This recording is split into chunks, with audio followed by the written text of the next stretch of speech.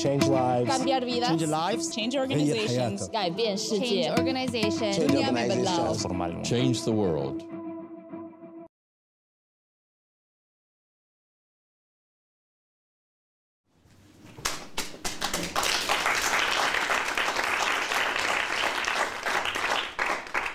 So we've all received free advice in our lives. Perhaps not from Drew, he doesn't give advice. But certainly from other people. And if there was a top 10 list of advice most given, this one would certainly be up there. Do what makes you happy. It's short, it's simple, it's intuitive. Yet every time someone tells you to do what makes you happy, does it really help you decide what to do? I'm here today to tell you that doing what makes you happy is not the most practical path to happiness. I will show why this piece of advice, while intuitive, doesn't often work. And I'll provide an alternative: the avoidance of regret. Together with 5 key mindsets required to help you get the practice of regret avoidance right. So let's see, why can't we do what makes us happy? So imagine you're a student here at the Stanford Graduate School of Business, and you're thinking about post-business school jobs. We've all been there. So you have 3 options. You work in consulting, you work at a big firm, or you found a startup. So let's visualize how happy you would be if you chose any one of these 3 options as points from 0 to 10. Let's call them happiness points. Let's say consulting gives you 5, the big firm gives you 8, and the startup gives you 10. Now, if your decision was this simple, you would have no problem. You'd say, hey, I'll do what makes me happy. I'll found a startup, bag my 10 points. But life's not that simple. You see, the 1x3 matrix you saw here assumes certainty. It appears no matter what you do, it's always 5, 8, and 10. 5, 8, and 10. But in real life, how happy we are often depends on uncertain future events. So let's expand this 1x3 matrix into 3x3 matrix. Your columns still signify the choices that you have, but this time your rows signify scenarios, A, B, and C. These scenarios don't represent just one uncertainty, but a mix and confluence of different uncertainties: the job market, venture funding, luck, competition, and many more. So if you look at this, and we try again to do what makes us most happy, we just can't do it. Because the option that makes us the most happy is different in each scenario. It's startup in scenario A. We're indifferent in scenario B. In scenario C, oh, it's consulting. What do we do now? The good news is this is not the first time we've faced problems like this. In fact, we've faced problems like this very often in business. And there's one area in particular where we can adopt some tools. It's called decision theory. So the first approach that decision theory gives us is called the optimist's approach. We assume the best case scenario and pick the option that makes us most happy in that scenario. In this case, the best case scenario is A. We'd found a startup. Approach number 2 is called the pessimist's approach. What we do is we assume the worst case scenario and again pick the option that makes us happiest in that scenario. We'd go for consulting. I call these 2 options the do what makes you happy approaches. Because in both of these approaches, what you're trying to do is you're trying to maximize your happiness points. But the problem is, rarely are we ever very pessimistic or very optimistic. We're not comfortable assuming everything will go right, and we're not comfortable assuming everything will go wrong. We need a third approach. And decision theory does give us a third approach. It's called regret avoidance. So the key to regret avoidance is not to maximize your happiness, but to minimize your regret.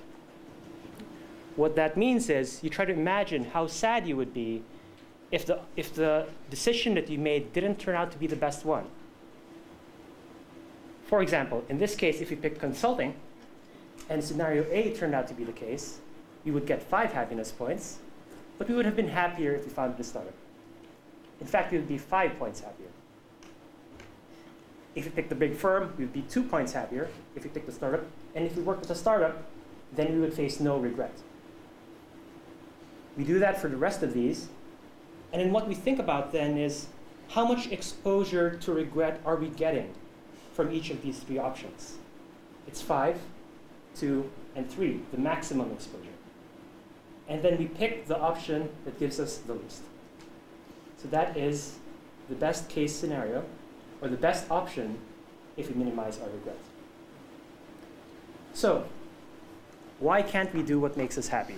We can't do it because doing what makes us happy often requires us to make big assumptions. We're either very optimistic or very pessimistic. Regret avoidance doesn't require either of those, making it a more rational and practical approach. So, regret avoidance is an approach.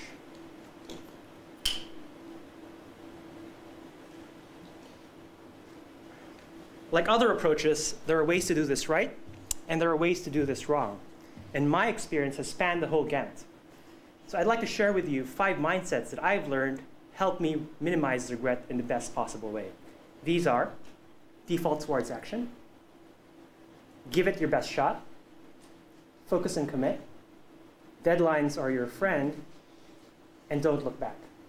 So let's start with the first mindset, default towards action.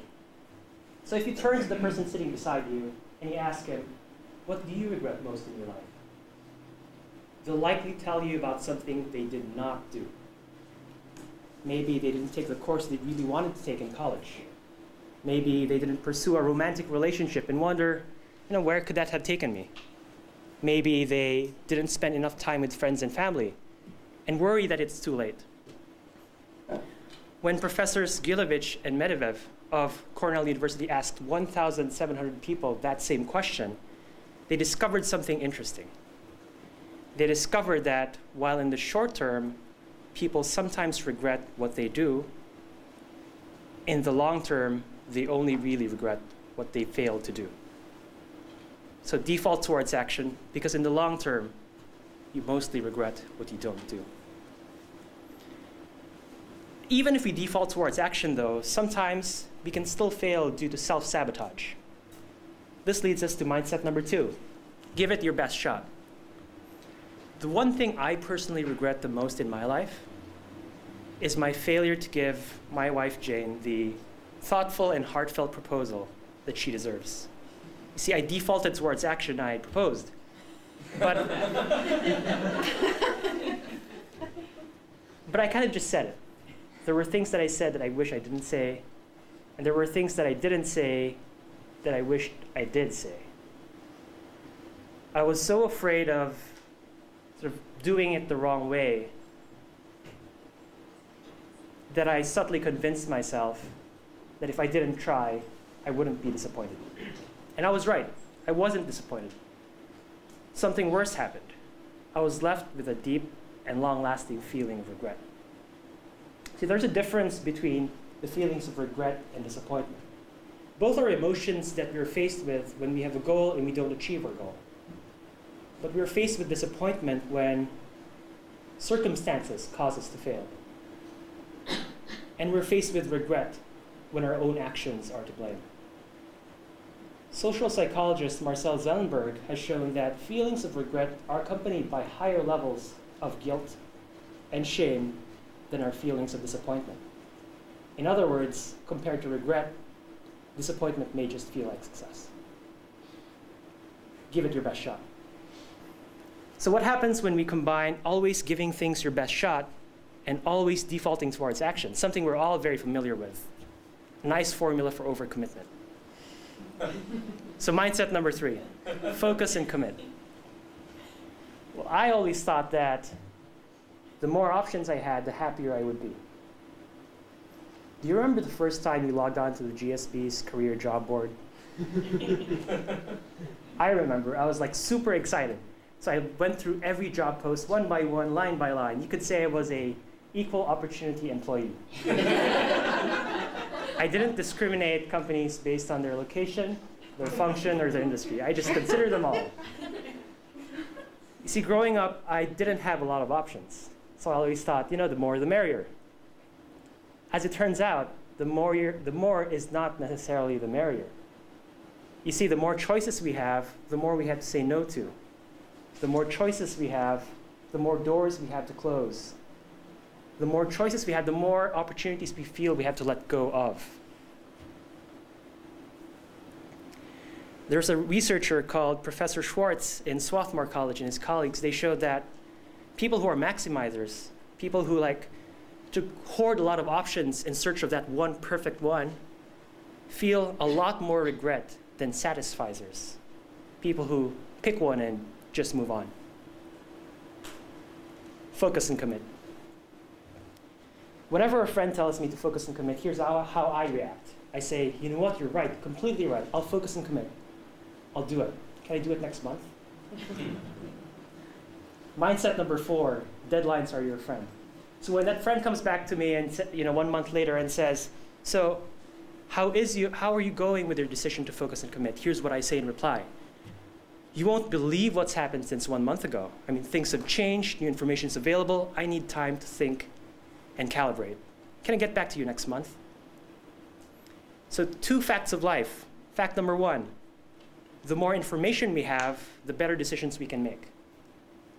Fact number 2, the more time we have, the more information we can gather. So what happens when we have decisions for which there is no deadline? We take that decision to our grave, delaying 1 day at a time. We tend to see decisions as deadlines as the worst thing since sort of taxes. But the truth is, deadlines are our friend, because deadlines protect us from what Marcel Zellenberg calls decision aversion, our unwillingness to take ownership of the decisions that we have to make. The longer we delay making a decision, the more we expect and the more experience regret. So we've defaulted towards action. We've given things our best shot. We're focused, we're committed, and we're using deadlines to help us. What else could there be left? Mindset number 5, don't look back. At the very core of regret is comparison. A comparison between what is and what could have been. What has been achieved and what could have been achieved. Very often, we gain nothing by looking back and comparing results, but we do it nonetheless. I'm sure many in this room are investors in the stock market.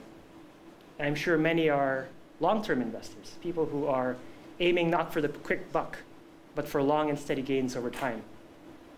In spite of being long-term investors, though, we check market prices more often than we need to. To what end? When prices are good, we do nothing. When things are down, well, we just feel bad. We're long-term investors not only in companies, but also in our own lives. We should be in it, not to make the best possible decisions day in and day out, but to make the best possible decisions on average over a long and fulfilling lifetime. We can't regret what we don't know, and we can't know unless we look back. Don't look back.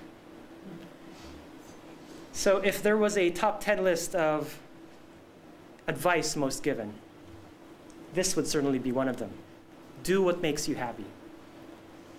It's short, it's simple, it's intuitive.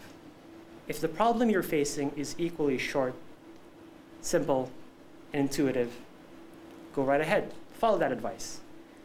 But in the many cases where your problem is not as simple, not as straightforward, you may just want to avoid regret instead.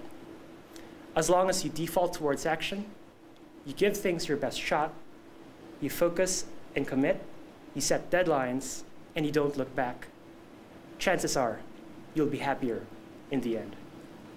Thank you.